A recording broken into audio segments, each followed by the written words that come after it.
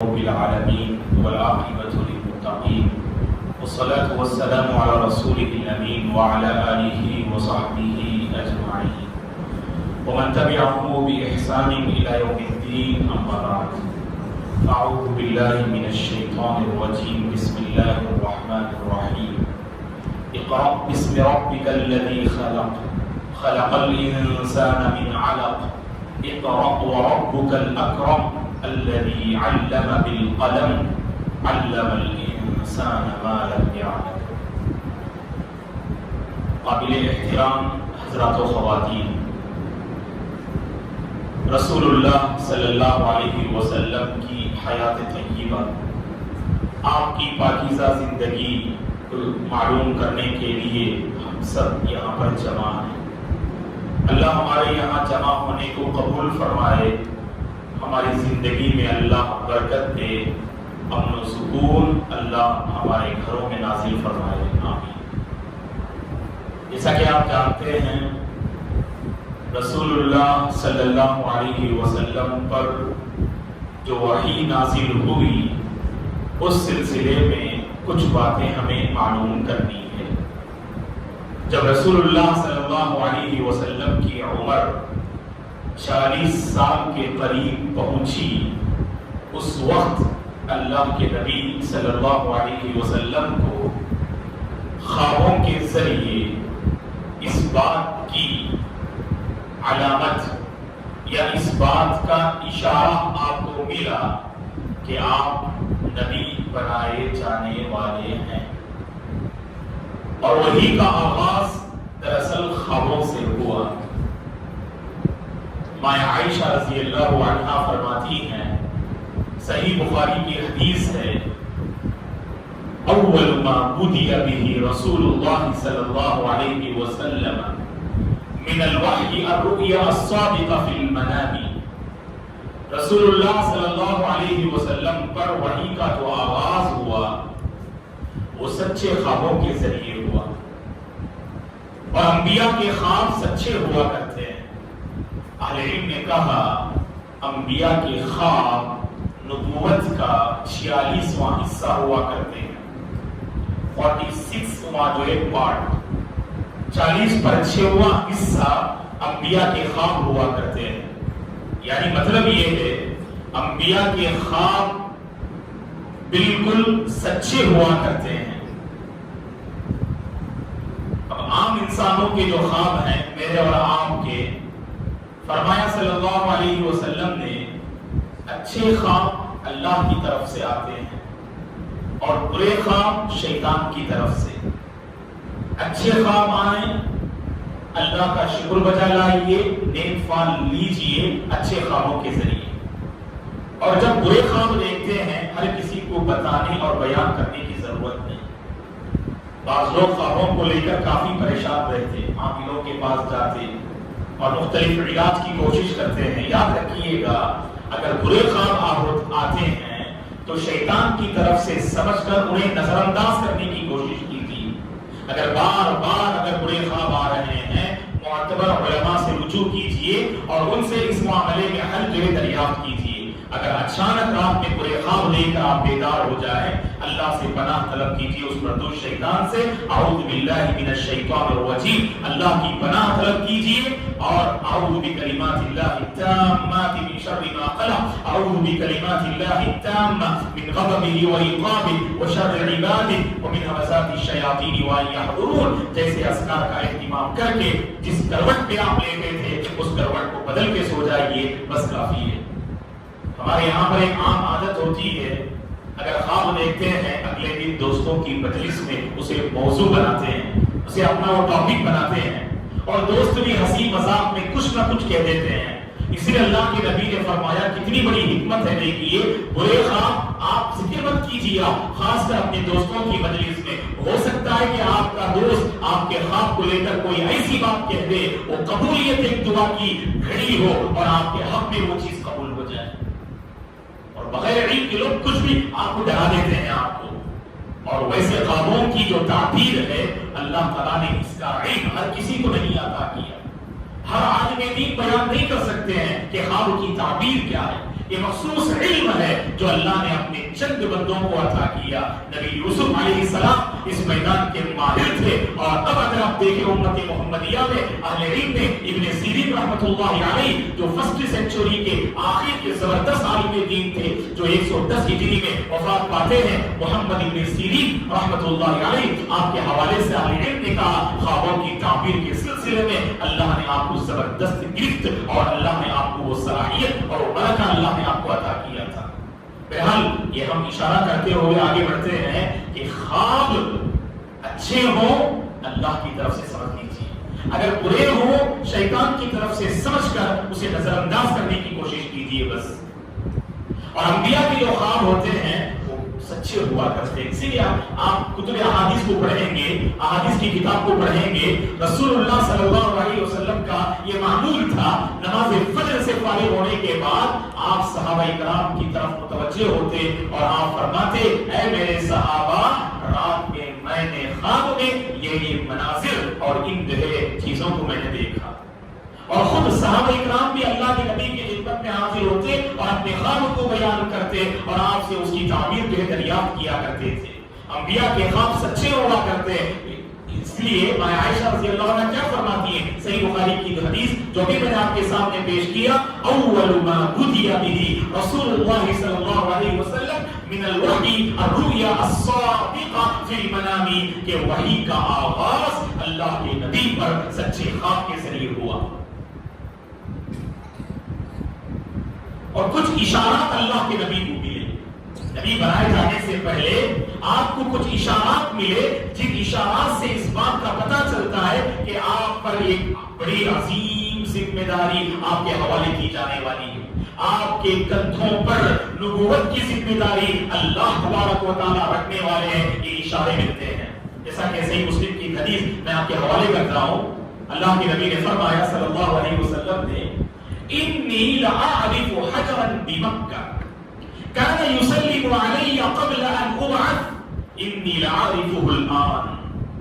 بے شک میں مکے میں ایک پتھر کو جانتا ہوں. صحیح مسلم کی حدیث ہے. اللہ کے نبی نے کیا فرمایا صلی اللہ علیہ وسلم نے, بے شک میں مکے میں ایک پتھر کو جانتا ہوں. نبی بنائے جانے سے پہلے وہ پتھر مجھے سلام کیا کرتا تھا. اللہ اکبر. اس کا ہم انکار نہیں کر سکتے ہیں. ایسے بہت ساری علامتیں اور بہت سارے اشارات اللہ کے نبی کو ملے کہ مستقبل میں اللہ تعالیٰ آپ سے ایک بڑا کام لینے والے ہیں اور بڑی ذمہ داری آپ کے کندھوں میں اللہ تعالیٰ ڈالنے والے ہیں. کہا کہ میں ایک پتھر کو جانتا ہوں مکے میں, نبی بنائے جانے سے پہلے وہ پتھر مجھے سلام کیا کرتا تھا اور اب بھی میں جانتا ہوں وہ پتھر کہاں ہے. اللہ کے نبی نے اپنے صحابہ کے سامنے فرمایا. تو میرے حال دوستو صلی اللہ علیہ وسلم نبی بنائے جانے سے پہلے آپ کو ایک طرف ارشادات ملے اور ایک بات آپ جانتے ہیں, میں نے ذکر کیا تھا اللہ کے نبی کے سینے کو پھاڑا گیا, چاک کیا گیا. کب واقعہ پیش آیا؟ جب اللہ کے نبی مائے حلیمہ سعدیہ کے پاس, جو آپ کی جو ہے دودھ پلانے والی خاتون تھی, ماں تھی, رضاعی ماں تھی, حلیمہ سعدیہ کی یہاں جب آپ تھے اس وقت آپ کی عمر 4 کے آس پاس تھی. اس وقت یہ واقعہ پیش آیا تھا. 2 فرشتے آتے ہیں جو پرندے کی شکل میں آتے ہیں اور آپ کے سینے کو چاک کرتے ہیں اور آپ کے دل کو نکالتے ہیں اور اس کو زمزم کے پانی سے دھوتے ہیں اور علم و حکمت سے بنا ہوا جو تشت لے کر آئے تھے اس تشتری کو آپ کے جو ہے سینے میں اٹھیر دیتے ہیں اور اس کے بعد آپ کے سینے کو جو ہے سی دیتے ہیں. یہ واقعہ بالکل پیش آیا. اور اسی طرح کا واقعہ پیش آتا ہے سفر اسراء اور معراج کے موقع پر, جو انشاءاللہ بعد والی کلاسوں میں وہ واقعہ ہمارے سامنے آئے گا انشاءاللہ. جب اللہ کے نبی کو اللہ تبارک و تعالیٰ نے ایک رات میں مکہ سے بیت المقدس اور بیت المقدس سے 7واں آسمان کا سیر کروایا اور واپس اسی رات آپ اپنے مقام پہ آ گئے, اپنے جسم کے ساتھ اور روح کے ساتھ اللہ کے نبی کے ساتھ یہ واقعہ پیش آیا, تو اس موقع پر بھی شق صدر کا واقعہ پیش آیا جو وہاں پر ہم ذکر کریں گے. اور اہل علم میں سے بعض نے کہا کہ اللہ تعالیٰ نے آپ پر وحی کو نازل کرنے سے پہلے بھی یہ معاملہ آپ کے ساتھ کیا. جیسا کہ بیہقی کی روایت ہے, مرسل روایت ہے, ابن مسیب رحمہ اللہ کی روایت ہے کہ اللہ کے نبی صلی اللہ علیہ وسلم نبی بنائے جانے سے پہلے 2 فرشتے آتے ہیں، آپ کے پیٹ اور سینے کو پھاڑتے ہیں اور آپ کے دل کو نکالتے ہیں اور اسے زمزم سے دھوتے ہیں اور علم و حکمت سے بھرا تخت آپ کے سینے میں اڈیل دیتے ہیں اور پھر اسے سی دیتے ہیں۔ تو 2 مرتبہ پیش آیا، 3 مرتبہ پیش آیا، یہ تھوڑا اختلافی مسئلہ ہے، لیکن جو تیسری مرتبہ ہے وہ نبی بنائے جانے سے پہلے یہ واقعہ پیش آیا۔ اس طرح اہل علم جو اپنی کتابوں میں نقل کرتے ہیں، جیسا کہ ابھی میں نے البیہقی کی اس روایت کو آپ کے حوالے کیا۔ رسول اللہ صلی اللہ علیہ وسلم کے متعلق ماں عائشہ رضی اللہ عنہا فرماتی ہیں جب آپ نبی بنائے گئے تو اس سے چند ماہ پہلے، ایک مدت پہلے آپ تنہائی میں غار حرا میں جا کر اللہ تعالیٰ کی عبادت میں مصروف رہتے تھے۔ آپ کان یتحنث او یتعبد، میں عائشہ رضی اللہ عنہا فرماتی ہیں رسول اللہ صلی اللہ علیہ وسلم غار حرا میں عبادت کیا کرتے تھے، غور و فکر کیا کرتے تھے، اور طریقہ ابراہیمی پر آپ جو اپنی عبادت کے اس سفر کو آگے بڑھاتے تھے۔ اور جب کھانے پینے کا انتظام وہاں پر جو ختم ہو جاتا، جو آپ لے جاتے، پھر واپس آتے اپنے گھر والوں کے پاس اور پھر جو ہے کھانے کا انتظام کرتے اور پھر جو واپس چلے جاتے کھانا ہی دینا۔ یہ معاملہ اللہ کے نبی کے ساتھ جو ہے، یعنی نبی بنائے جانے سے پہلے یہ واقعہ اور معاملہ ہم اپنی کتابوں میں نقل کرتے ہیں۔ اور یہاں پر قابل ذکر بات یہ ہے، جسے اہل علم نے کہا کہ وقتاً فوقتاً انسان کو تنہائی اختیار کرنا چاہیے۔ خلوت میں اور تنہائی میں اپنی زندگی کا جائزہ لے کر دیکھیے، آپ کو احساس ہوگا کہ آپ کے اندر کتنی کمزوریاں اور کتنی کوتاہیاں ہیں۔ کبھی ہم اتنے مصروف ہو جاتے ہیں دوستو اپنوں کے ساتھ اور باہر کی دنیا میں کہ کبھی اپنی ذات کا جائزہ لینا اس کی فرصت ہی ہمیں نہیں ملتی۔ باہر رہتے ہیں، تجارت، کاروبار، مختلف مسائل میں الجھے رہتے ہیں، اور جب گھر آتے ہیں تو گھر والوں کے ساتھ اور گھر کی اتنی مصروفیات ہوتی ہے کہ انسان اپنی ذات کا جائزہ لے اس حوالے سے کبھی اس کو فکری لاحق نہیں ہوتی ہے۔ اس لیے تھوڑا وقت نکالا کرے نا، روزانہ نہ صحیح وقتاً فوقتاً اپنی زندگی کا ہمیں تنہائی میں جائزہ لینا چاہیے۔ باہر کے معاملات میں کہاں میری کوتاہی ہو رہی ہے اور اپنوں کے ساتھ میں کہاں جو ہے کوتاہی کر رہا ہوں، جائزہ لینے سے آپ کو احساس ہوگا۔ کہیں ایسا تو نہیں کہ باہر کی دنیا میں آپ کا بڑا نام ہے اور باہر کی دنیا میں آپ سب کے حقوق ادا کر رہے ہیں اور اپنوں کے ساتھ آپ جو ہے کہیں ظلم تو نہیں کر رہے ہیں آپ۔ تو جائزہ لینے سے جو ہے سبحان اللہ یہ کمزوری کا احساس آپ کے اندر پیدا ہوگا دوستو۔ اسی لیے ہمیں اپنی خلوتوں میں اپنا جو ہے جائزہ لینے کی کوشش کرنی چاہیے۔ اس کا کہیں یہ مطلب نہیں سمجھ لینا آپ کہ انسان سب سے الگ تھلگ ہو کر زندگی بسر کرنا شروع کر دے۔ شریعت نے اسے پسند نہیں کیا۔ اللہ کے نبی بھی دیکھیے، نبی بنائے جانے سے پہلے 40 سالہ زندگی کا سبحان اللہ ایک بڑا حصہ اپنے لوگوں کے ساتھ گزارا، تبھی چل کر لوگوں نے آپ کے معاملات، آپ کا کردار، آپ کی زبان، آپ کی شخصیت کو دیکھ کر آپ کے متعلق سرٹیفکیٹ دی، آپ الصادق الامین ہیں۔ آپ اگر آپ گھل نہ ملتے پھر یہ سرٹیفکیٹ آپ کو نہ دی جاتی۔ بالکل آخری مرحلے کی نبی بنائے جانے سے پہلے ایک مختصر مدت اللہ کے نبی تنہائی اختیار کرنا شروع کر دی، اور نبی بنائے جانے کے بعد سبحان اللہ 20 پر 3 سالہ زندگی ہمارے سامنے موجود ہے۔ صبح سے لے کر شام تک، رات تک اللہ کے نبی خلق خدا کی ہدایت کے سلسلے میں فکر کر رہے ہیں، اور رات کی تنہائی میں اور گھڑیوں میں خلق خدا کی ہدایت کا مطالبہ اللہ تعالیٰ سے کر رہے ہیں۔ وہی الہادی ہے جو لوگوں کو ہدایت دینے والا رب ذوالجلال کے پاس آپ ہدایت کا مطالبہ کر رہے ہیں۔ اللہ اکبر۔ اللہ کے نبی نے کیا فرمایا؟ مسند احمد کی وہ حدیث آپ جانتے ہیں۔ 2 مومن کا آپ نے ذکر کیا، ایک مومن لوگوں کے ساتھ گھل مل کر رہتا ہے، ان کی جانب سے آنے والی تکالیف کو برداشت کرتا ہے اور صبر کرتا ہے، اور دوسرا مومن اس نے سنیاسی اختیار کی، تنہائی اختیار کی، لوگوں سے الگ تھلگ رہتا ہے۔ ان دونوں مومن میں اللہ کے نبی نے اس مومن کو بہتر قرار دیا جو لوگوں کے ساتھ مل جل کے رہتا ہے، ان کی جانب سے آنے والی تکالیف پر صبر کرتا ہے۔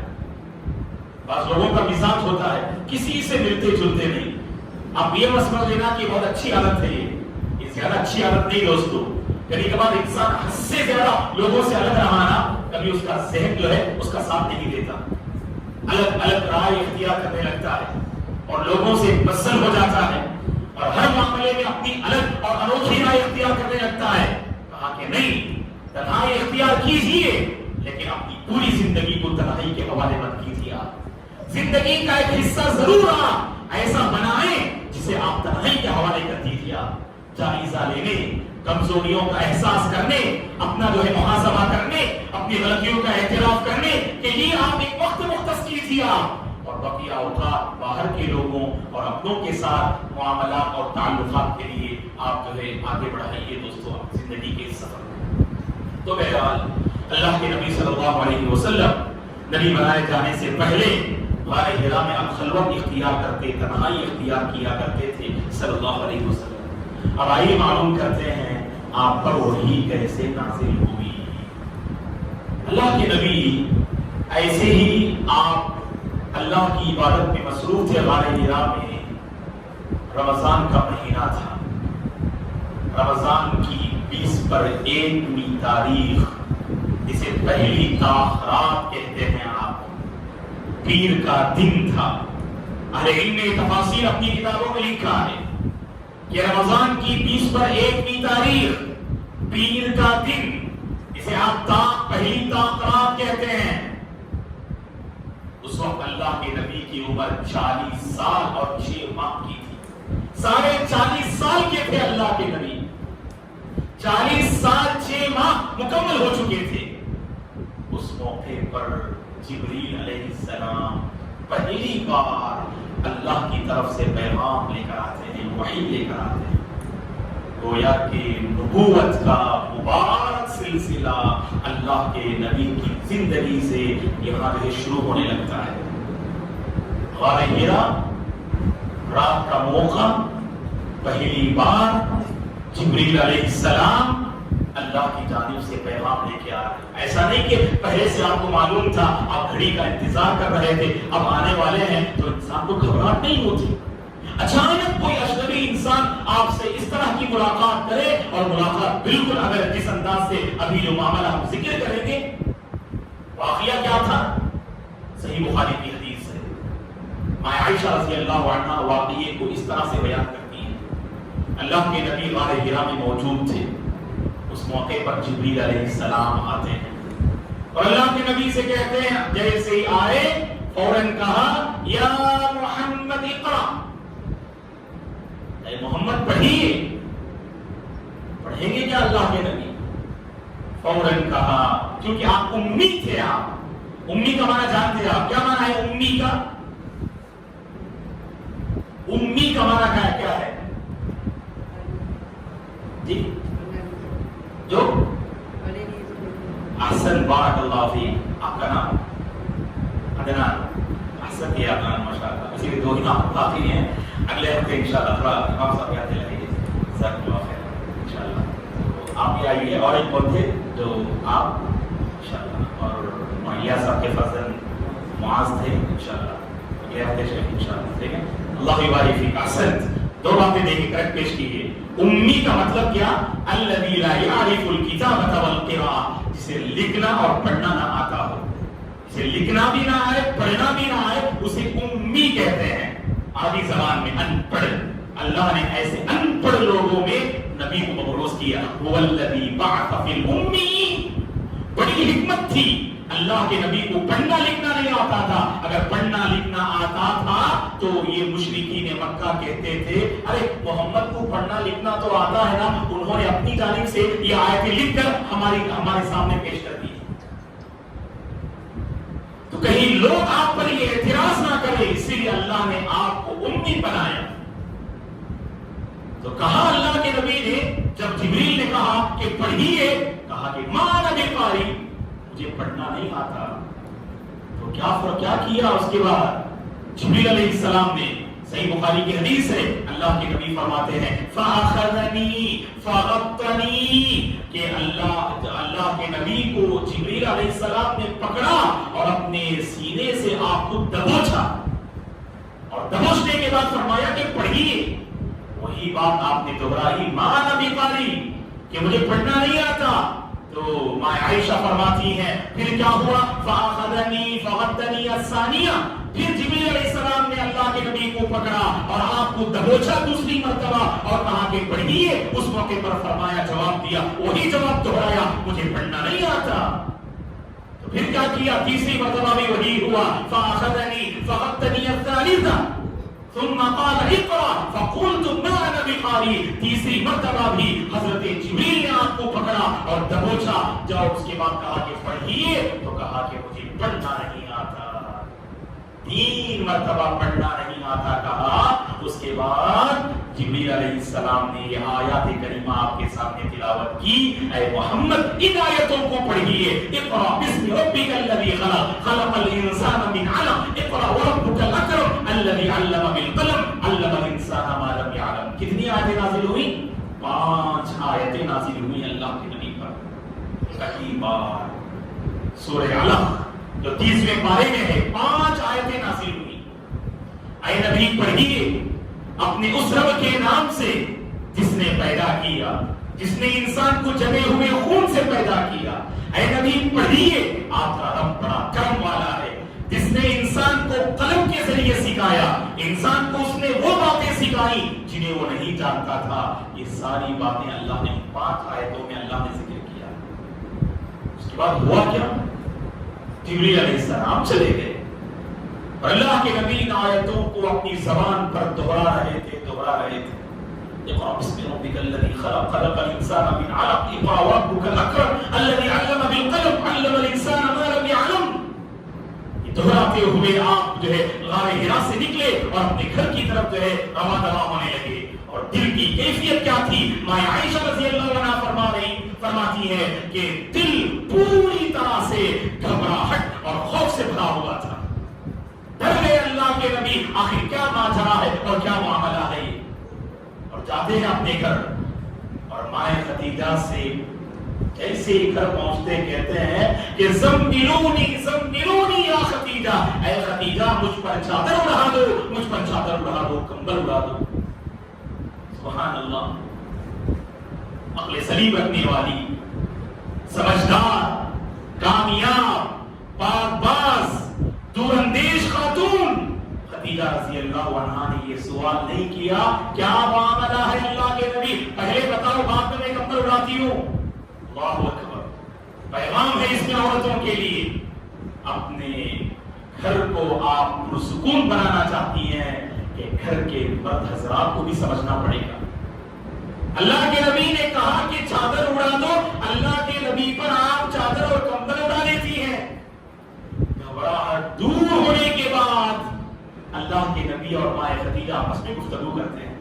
تو اس سے پتہ چلا اگر شوہر گھبراہٹ اور پریشانی کے عالم میں گھر آئے اور کسی بات کا حکم دے اور کہے کہ پہلے چائے بنا کے فوری لاؤ، تو عورتوں کا ایک کردار ہونا چاہیے کہ وہاں پر الجھنا نہیں، وہاں پر جو ہے بیجا سوالات نہیں کرنا، کیونکہ انسان کا ذہن جب جو ہے اس کے قابو میں نہ ہو ممکن ہے کہ رد عمل کچھ بھی ہو سکتا ہے۔ سمجھدار خاتون وہ ہے جو اپنے شوہر کی اس حالت کو سمجھتے ہوئے وہ جس بات کا حکم دے بالفور سے بجا لائے، اور وہ اپنے آپ کو قابو پانے اور سنبھالنے کے بعد اگر گفتگو کرے تو گفتگو میں کامیابی ہو سکتی ہے۔ ہماری سب سے بڑی پریشانی کیا ہے دوستو؟ معاشرتی زندگی میں جو ہمارے اپنے آپس میں جو شوہر بیوی کے تعلقات ہوتے ہیں، دونوں میں سے کسی ایک کے اندر یہ ضرور کمزوری ہوتی ہے، وہ مخالف سامنے والے کے جذبات کو سمجھنے کے لیے تیار نہیں۔ ایک دوسرے کے جذبات کو سمجھیے، اللہ کی قسم شادی کے بعد والی زندگی ہی بہت پرسکون گزرے گی۔ سوشل میڈیا کا جو تصور ہے جس میں لوگوں کے سامنے پیش کیا ہے کہ شادی خانہ بربادی ہے، اللہ کی قسم شادی خانہ آبادی ہے، شادی خانہ بربادی نہیں ہو سکتی ہے۔ اللہ تعالیٰ کا یہ وعدہ ہے، اس نے جوڑے کا انتخاب کیا اور انہی جوڑوں سے تم ایک دوسرے سے سکون حاصل کرتے ہو، محبت کے ذریعے سے ایک دوسرے کے حق میں سکون اور اطمینان کا ذریعہ بنتے ہو۔ اور ہمارے پاس یہ تصور ہے جو سکون تمہیں شادی سے پہلے ملے گا، شادی کے بعد وہ سکون نہیں ملے گا۔ سوشل میڈیا کے اس تصور پر ہمارا عقیدہ ہے اور اللہ کے اس فرمان پر ہمارا عقیدہ نہیں۔ وَمِنْ آيَاتِهِ أَنْ خَلَقَ لَكُم مِّنْ أَنفُسِكُمْ أَزْوَاجًا لِتَسْكُنُوا إِلَيْهَا وَجَعَلَ بَيْنَكُم مَّوَدَّةً وَرَحْمَةً۔ دیکھیے ماں خدیجہ کا کردار، سبحان اللہ، کچھ نہیں کہا، جب اللہ کے نبی نے کہا کمبل اڑا دو، اڑا دیا، اور تھوڑی دیر بعد جب گھبراہٹ دور ہوئی، اس کے بعد اللہ کے نبی نے ماں خدیجہ سے فرمایا ما لی یا خدیجہ، اے خدیجہ مجھے کیا ہو گیا، ایسا لگتا ہے کہ میری جان چلی جائے گی اور میری جان کو خطرہ لاحق ہے۔ اور اس کے بعد کا جو کردار ہے، ماں خدیجہ رضی اللہ عنہا نے جو تسلی کے الفاظ کہے اور آپ کو لے کر جو چچا زاد بھائی کے پاس جاتی ہیں، اس کے بعد کے جو معاملات ہیں وہ انشاءاللہ آنے والے درس میں ہم جو ہے بیان کرتے ہیں۔ اللہ تعالیٰ سے ہماری دعا ہے اللہ تبارک و تعالیٰ ہم سب کو رسول اللہ صلی اللہ علیہ وسلم کی حیات طیبہ کو معلوم کرنے اور آپ کی زندگی کے مطابق ہم میں سے ہر ایک کو اپنی زندگی ڈھالنے کی توفیق عطا فرمائے۔ ہم میں سے ہر ایک کو ایک دوسرے کو سمجھتے ہوئے زندگی کو آگے بڑھانے کی اللہ تعالیٰ توفیق عطا فرمائے۔ ایک دوسرے کے جذبات کو ہم سمجھنے والے بن جائیں، ایک دوسرے کی ہم قدر کرنے والے بن جائیں، تاکہ زندگی کا یہ نظام ہم سب کے حق میں چین و سکون کا جو ذریعہ بن جائے۔ امن والی زندگی اللہ ہم سب کو نصیب فرمائے، سکون اور برکتوں والی زندگی ہم سب کو نصیب فرمائے۔ ہم میں سے جو جس فیلڈ اور جس میدان میں بھی پریشان ہے، اللہ سب کی پریشانی کو جو دور فرمائے۔ آمین۔ جزاکم اللہ خیرا وبارک فیکم۔ محترم حضرات، آپ تمام حضرات و خواتین سے ایک اپیل کرتے ہیں ہم کہ اللہ کا کرم ہے کہ لوگ خاص کر علماء اپنے اپنے طور پر لوگوں کو فائدہ پہنچانے کی کوشش کر رہے ہیں۔ الحمدللہ کہیں پر آن لائن کورسز جاری ہیں، کہیں آف لائن کورسز جاری ہیں، خاص کر اسکول میں پڑھنے والے طلباء اور طالبات کے لیے ہر کوئی اپنے اپنے طور پر محنت کر رہے ہیں۔ اور خوشی کا پہلو یہ ہے کہ الحمدللہ ہمارے اپنے عمری علماء نے ایک جو ہے سیکٹر جو ہے قائم کیا ہے آن لائن، مرکز العزہ کے نام سے، جس میں انشاءاللہ 6 منتھ 6 ماہ کا جو ہے ایک اسلامک کورس انشاءاللہ جو ہے اس کے ذریعے سے جاری ہوگا۔ اس کورس کی خوبی کیا ہے، ہر مہینہ ایک سبجیکٹ پڑھایا جائے گا۔ تو عمری علماء کی یہ گزارش تھی کہ اس پروگرام کے سلسلے میں ہمارے اس پروگرام میں اعلان کریں تاکہ ہمارے اپنے جو لوگ ہیں بستی کے، عمر آباد کے، وہ نوجوان طلباء اور طالبات بھی اس سے فائدہ اٹھائیں۔ آپ جانتے ہیں اس کورس کی خوبی کیا ہے کہ 3 زبانوں میں یہ کورس ہوگا انشاءاللہ، اردو میں، تمل میں اور انگریزی میں، اور تینوں الگ الگ جو ہے انشاءاللہ جو ہے پڑھانے والے اساتذہ ہوں گے۔ 6 ماہ کا کورس ہے اور پورے مہینے میں صرف 16 دن کی پڑھائی ہوگی انشاءاللہ عشاء کی نماز کے بعد، بس تھوڑی دیر اور شارٹ کورس لیکن بہت مفید رہے گا انشاءاللہ۔ ہفتے میں 4 دن کلاسز ہوں گے۔ تو ہم پوری طرح سے یہ اپیل کرتے ہیں آپ تمام حضرات و خواتین سے کہ اس کورس پر آپ توجہ دیجیے، انشاءاللہ ضرور اس کا فائدہ ہوگا۔ عقیدہ، فقہ اور تاریخ جیسے اہم ٹاپکس اس میں رکھے گئے، تفسیر وغیرہ بھی انشاءاللہ اگر آپ اس میں جوائن کر لیں تو ضرور انشاءاللہ جو ہے فائدہ ہوگا آپ تمام کو۔ اللہ تبارک و تعالیٰ جہاں کہیں لوگ الحمدللہ لوگوں کو فائدہ پہنچانے کی خاطر جیسے کچھ بھی خدمات انجام دے رہے ہیں، اللہ تعالیٰ سب کی خدمات کو جو قبول فرمائے، آمین۔ ٹھیک ہے، جزاک اللہ خیر۔ اگر کوئی سوال ہو تو کر سکتے ہیں انشاءاللہ، اور خواتین سے گزارش ہے کہ وہ جا سکتے ہیں انشاءاللہ۔ اگر کوئی سوال ہو تو بذریعہ چٹھی جو ہے آپ مجھے پہنچا دیں، یا نہیں تو آپ گھر چلے جائیں۔ مرد حضرات میں سے اگر کوئی سوال ہو ایک آدھ تو کیجیے انشاءاللہ، 2-3 منٹ میں ختم کر لیتے ہیں انشاءاللہ۔ جی،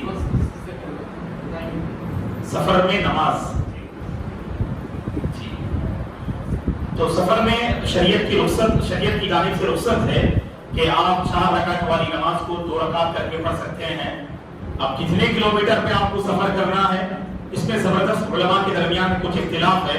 اکثر علماء نے جو کہا 70 پر 2 کلومیٹر یا اس سے بڑھ کر اگر آپ یہ سفر کرتے ہیں کسی بھی مقام پر تو الحمدللہ وہاں سے آپ جو ہے کیا کر سکتے ہیں، قصر کر سکتے ہیں۔ قصر کا مطلب 4 رکعت والی نماز کو 2 رکعت کر کے پڑھنا، اور یہ وہاں پہنچ کر کرنا نہیں ہے۔ فار ایگزامپل یہاں سے آپ دلی جاتے ہیں، آپ دلی کے لیے آپ کو روانہ ہونا ہے، تو عمر آباد سے آپ باہر نکل گئے تو گناپور میں بھی جا کر 2 رکعت نماز پڑھ سکتے ہیں آپ، کیونکہ آپ مسافر ہیں آپ، اور جہاں پر آپ کو جانا ہے اگر 3 دن یا 4 دن سے بڑھ کر اگر آپ کو وہاں رہنا ہے، وہاں پہنچنے کے بعد نماز مکمل پڑھیں گے آپ، نہیں وہاں 2 دن کا کام ہے، 3 دن کا کام ہے، 1 دن کا کام ہے، تو 4 دن کے اندر اگر آپ کو وہاں ٹھہرنا ہے، اہل علم نے کہا وہاں پر آپ قصر کر کے نماز پڑھیں گے وہاں پر۔ لیکن اگر جماعت کے ساتھ نماز پڑھتے ہیں سفر میں بھی تو امام چونکہ الحمدللہ مقیم ہے، 4 رکعت مثلا عشاء پڑھائیں گے، آپ کو 4 رکعت ہی پڑھنا ہوگا۔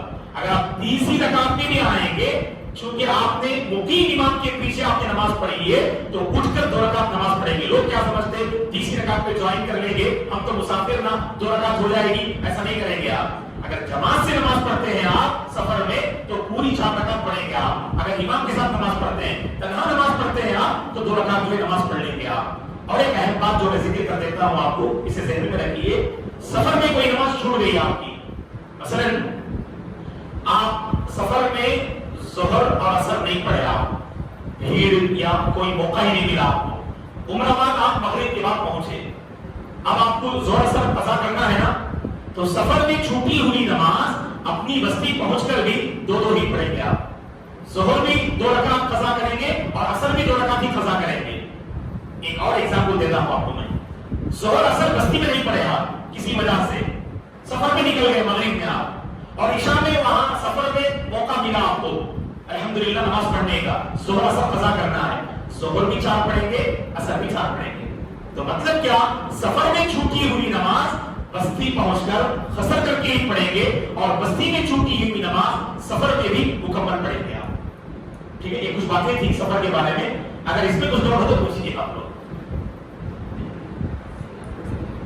سفر میں سنت پڑھنے سے روکا تو نہیں گیا، اگر سنت پڑھنے کا موقع ہے تو پڑھیے الحمدللہ، لیکن اللہ کی طرف سے رخصت ہے تو رخصت، جیسے اللہ کے نبی نے فرمایا ان اللہ یحب ان تؤتى الرخص کما یحب ان تؤتى العزائم، اللہ تعالیٰ کو جیسے عزیمتوں پہ عمل کرنا پسند ہے ویسے ہی اللہ کی طرف سے جو آفر ملتے ہیں ان آفر پہ عمل کرنا بھی پسند ہے۔ تو اور اللہ کے نبی کے سلسلے میں بات وارد ہے، آپ نماز فجر سے پہلے کی 2 رکعت سنت اور نماز وتر کی سنت آپ نے سفر میں بھی نہیں چھوڑا، سفر میں بھی آپ اہتمام کرتے تھے، اور بقیہ سنتوں کے بارے میں آپ سے یہ ثابت ہے کہ آپ نے ان کا اہتمام نہ کیا۔ اگر کبھی اہتمام کر لیتے ہیں تو غلط بات نہیں ہے انشاءاللہ۔